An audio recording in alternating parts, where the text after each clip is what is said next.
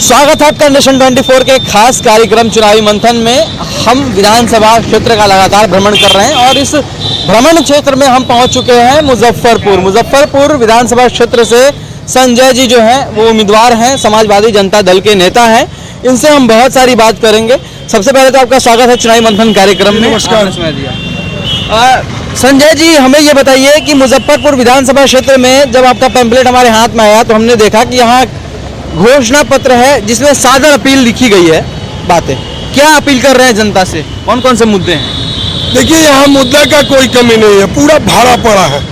जो मुजफ्फरपुर के सबसे पहले तो मैं यहाँ के माता बहन गार्जियन दोस्त साथी को मैं सलाम अदा प्रणाम करता हूँ कि जितना अपने इस कोरोना काल में और जो मुजफ्फरपुर की विभिन्न स्थिति रही, हर घर हर दुकान में जो पानी लगी रही, लेकिन आपने जो संयम का परिचय दिया, इसके लिए मुजफ्फरपुर पूरा का पूरा आपका आभारी है। तो मैं आप लोगों से बता देता हूं जो यहाँ की स्थिति है। आज मुजफ्फरपुर एक व्यवसायी मंडी है और व्यवसायी मंडी है। यहाँ 10 जिला जो बेतिया से लेकर के पूर्णिया का अंदर में सारा का सारा जो बिजनेस का और व्यापार का जो है वो मुजफ्फरपुर पर लोग निर्भर करता है। और मुजफ्फरपुर की स्थिति यह रही कि हर दुकान से लेकर सड़क पर 3 फीट और 2.5 फीट पानी लगा रहा। यहाँ के व्यवसायी मजदूर करके मजदूरी करने पर विवश हैं। इनके पास जो जीविका का साधन था सारा का सारा नष्ट हो गया है। सरकार घोषणा करती है, पता ही में मैं घूम रहा था तो 6000 का मैं समझता हूँ पूरा कागज पर है, जबकि प्रधानमंत्री कहा था कि मैं पूरे के पूरे अब जो बचे हुए वर्ष है मैं गरीब को अन्न दूंगा। 2 महीने 3 महीने से नहीं मिल रहा है। यही स्थिति है।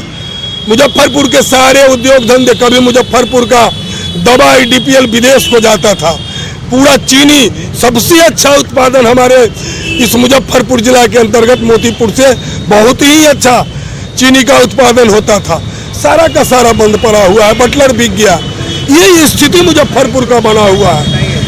ऐसी स्थिति में मुजफ्फरपुर के लोग और जो बेरोजगार है, बेरोजगार युवा बेरोजगार होते जा रहे हैं, जिससे यहाँ की जो आए दिन जो चूंकि बेरोजगार है तो कुछ न कुछ गलत कर रहे हैं, जिसका कुप्रभाव हमारे समाज पर पड़ रहा है। यही स्थिति मुजफ्फरपुर का है। मुजफ्फरपुर एक यहाँ के धन्यवाद देता हूँ मुजफ्फरपुर के आम आवाम को कि इनकी मेहनत से मुजफ्फरपुर में स्मार्ट सिटी आई। हम जितने भी जनप्रतिनिधि हैं जितना अपना गाल बजा ले, लेकिन मुजफ्फरपुर ने बढ़ चढ़ करके हिस्सा लिया। जिस हिस्सा का फलाफल हुआ कि आज स्मार्ट सिटी आया। मैं आपको बता देना चाहता हूं, आप पता कर लेंगे करोड़ों रुपया मुजफ्फरपुर के स्मार्ट सिटी के नाम पर, मीटिंग के खर्चा के नाम पर कागज पर खर्च हो चुका है। यही स्थिति है।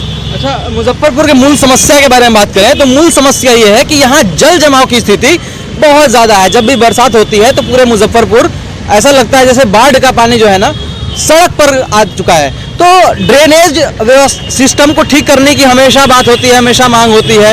इस पर आपकी क्या प्रतिक्रिया है? क्योंकि मुजफ्फरपुर की जो प्राथमिक जरूरत है, मुद्दे हैं, वो मुझे लगता है कि लोगों से बात करके पानी जो जल जमाव की स्थिति है वो है। देखिए, लोक शक्ति में जितनी शक्ति निहित है, हमारा संविधान बाबा साहेब भीमराव अम्बेडकर ने जब मेरा संविधान बनाया था देश का, तो लोक शक्ति हर जनप्रतिनिधि की जितनी ताकत है उसके सामने कोई भी प्रशासन खड़ा होने में 3 बार सोचेगा। आज स्थिति क्या है? जब किसी कार्यालय में बड़े जनप्रतिनिधि जाते हैं तो वह प्रशासन पर सिगरेट मुंह में लगा करके अवमानना करता है। वैसे प्रशासन पर अवमानना का केस होना चाहिए, लेकिन मेरा जनप्रतिनिधि को लोक शक्ति का ज्ञान नहीं है। आज मुजफ्फरपुर में संसाधन की कमी है, ऐसा मैं नहीं मानता हूँ। हमारा मुजफ्फरपुर नगर निगम काफी सुदृढ़ नगर निगम है, पैसे की कमी नहीं है। जितने भी आज भी नगर निगम का दुकान है सब लोग टैक्स देते हैं, यही स्थिति है। और जब मेरे पास इतना टैक्स आता है, इतना रुपया आता है, जिससे हमको सही ढंग से संचालन करने की जरूरत है। कहावत है, जब आदमी संकल्प लेगा तो विकल्प बन करके तैयार सामने नजर आएगा। लेकिन यहाँ लोग संकल्पित नहीं होना चाहते हैं। जनप्रतिनिधि केवल लूटने में अपने को विश्वास करते हैं। ये आलम है। और रही नाला की बात रही तो नाला और सड़क तो है ही नहीं। सड़क नाला के बीच मुजफ्फरपुर बसा हुआ है, जबकि आज विज्ञान इतना बढ़ गया है कि एक क्लिप में सैटेलाइट से पूरे शहर की परिदृश्य को देखा जा सकता है और उस अनुकूल सुचारू रूप से जमीन पर उतारा जा सकता है। जब हमारे पास संसाधन की कमी नहीं है तो आत्मशक्ति की कमी है, आत्मबल की कमी है, जिसके कारण मेरा मुजफ्फरपुर बीमारू मुजफ्फरपुर हो गया। अच्छा, मुजफ्फरपुर की जब बात आती है तो यहाँ पर अभी विधानसभा क्षेत्र में एनडीए के भी प्रत्याशी हैं, यहाँ महागठबंधन के भी प्रत्याशी हैं, इस जगह पे आप भी खड़े हैं, समाजवादी जनता दल के उम्मीदवार। अपना मतलब टक्कर किससे मानते हैं? आपको क्या लगता है कि किस नंबर पे आप खड़े हैं? देखिए, मैं चुनाव के लिए हर मोहल्ला में गली गली में जाता हूँ, जनता हमको हाथों हाथ ले रही है। एक बात सामने आ रही है कि दोनों से निजात जनता चाह रही है, बीच डरेर पर जनता खड़ी थी। उन लोगों को समझ में आने लगा है कि मेरा ये मुजफ्फरपुर का बेटा हम लोगों के समाज के लिए आगे कुछ करेगा। अब ये लोग धीरे धीरे समझने लगे हैं और जिसका फलाफल है कि मैं अपनी बात को पूरी बुलंदी से, पूरी बेबाकी से अपनी बात को समाज के बीच में रखता हूँ। समाज को निर्णय करने पर मैं छोड़ देता हूँ कि समाज इस चीज को देखे, समझे, सोचे, फिर आगे जो करना है अपना निर्णय ले। और मैं समझता हूँ कि मुजफ्फरपुर की जनता मुझे अपना बेटा, भतीजा, भाई मान करके अपना एक एक मत देने का काम करेगी, ये मुझे विश्वास है। अच्छा, जब जब चुनाव आते हैं तब तब जनप्रतिनिधि जो है या प्रत्याशी है वो वायदे करते हैं, आप भी तमाम वायदे कर रहे हैं, बहुत सारी बातें कर रहे हैं, लेकिन जनता आपको वोट क्यों दे? क्या विकास कार्य 5 साल के कार्यकाल में पूरा हो पाएगा जो आपने अपने पैम्पलेट में हाँ सादर अपील की है, या फिर कितने समय लगेंगे? आप जरा स्पष्ट कीजिए। मैंने तो पहले ही कहा कि अगर लोक शक्ति का ज्ञान होगा तो साल भर बहुत हो गया। मैं प्रधानमंत्री का ऐसा झूठा नहीं हूँ कि रात में अगर 12 बजे बंद करते हैं तो एक भी जनता बता दे यहाँ जिसके हाथ से देश को आज बेच रहे हैं। कोई नोटबंदी में माल्या से लेकर के, अडानी से लेकर, अंबानी से लेकर के, कोई कभी भी किसी जगह लाइन में लगा हो, एक दिन वो अपनी बूढ़ी माँ को, उसको शर्म आना चाहिए, अपनी बूढ़ी माँ को लाइन में लगा दिया कि देश देखे। ये क्या हो रहा है? मजाक हो रहा है।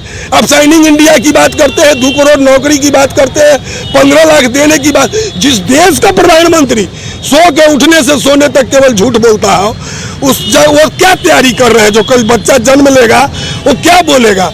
उसने तो इस युग में जीने का काम किया। हम तो 15, 20, 25 साल पहले का देखा है, लेकिन जो आज देखेगा उसको क्या लगेगा? और पूरी झूठ पूरी बुलंदी से रखते हैं। आपको मीडिया के साथी को पता होगा 7 तारीख के पहले मोदी ने क्या कहा था? जब तेजस्वी ने बयान दिया कि मैं 10 लाख नौकरी दूंगा, तो मोदी ने और नीतीश ने दोनों एक ही, सब छोटका मोटी हाफ पैंट वाला, उसने क्लियर कहा कि ये पैसा कहां से लाएंगे जो रोजगार 10 लाख देंगे।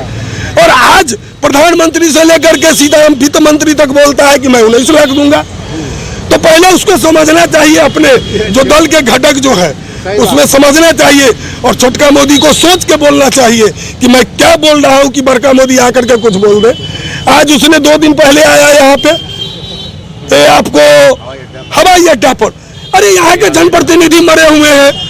अगर जनप्रतिनिधि में ताकत होता तो एक डेलीगेट उस दिन मिलता और कहता कि मेरा यहाँ हवाई अड्डा है, यहाँ मेरा हवाई अड्डा है।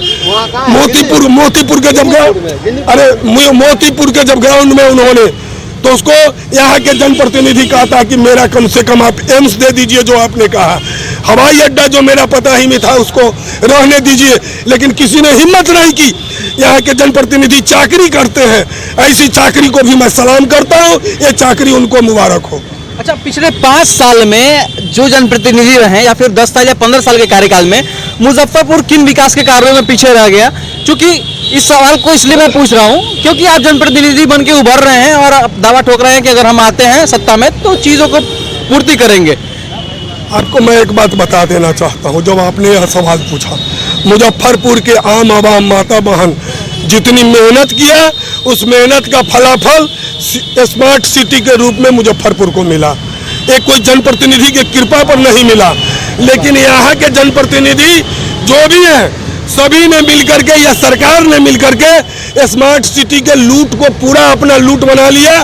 कागज पर करोड़ों रुपया का निकासी हो गया है। जब स्मार्ट सिटी के स्टैंडिंग कमेटी की बैठक होती है तो एक बैठक के चाय नाश्ता में करोड़ों खर्च हो गया।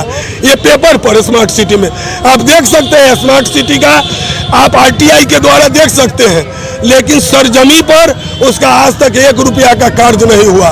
आज शर्म लगना चाहिए। आप 6 साल 7 साल से देश चलाते हो, 15 साल से आप देश बिहार चलाते हो, लेकिन आज भी तुम जनता के बीच में कहते हो कि आप मत दीजिएगा तो मैं कार्य करूंगा। अरे तुमने क्या किया 15 साल में, तुमने 6 साल में क्या किया, ये तो बताओ जनता को कि हमने ये किया है, और जब मैंने ये किया है तो उसके अनुरूप आप हमको मत दीजिए, फिर मैं करूंगा। तब बिहार की जनता और देश की जनता समझती। अब इस झूठी वादा को समझ चुकी है, आम आवाम समझ चुकी है अब। और बिहार में कम से कम जो ये झूठी वादा, तो उनको बंद कर देना चाहिए। शर्म आती है हम लोगों को, इस झूठी वादा का सुनते सुनते कान पक गया। तो ये थे राष्ट्रवादी जनता दल के संजय जी। हमने इनसे बातें की, इन्होंने मुजफ्फरपुर की जनता से अपील की और क्या इनकी व्यू है, क्या इनके विकास कार्य हैं और क्या रोड मैप है, उसके बारे में इन्होंने मुझसे बात की। आप देखते रहे नेशन 24, आप देख रहे हैं चुनावी मंथन कार्यक्रम अभिषेक कुमार के साथ। तब तक के लिए शुक्रिया।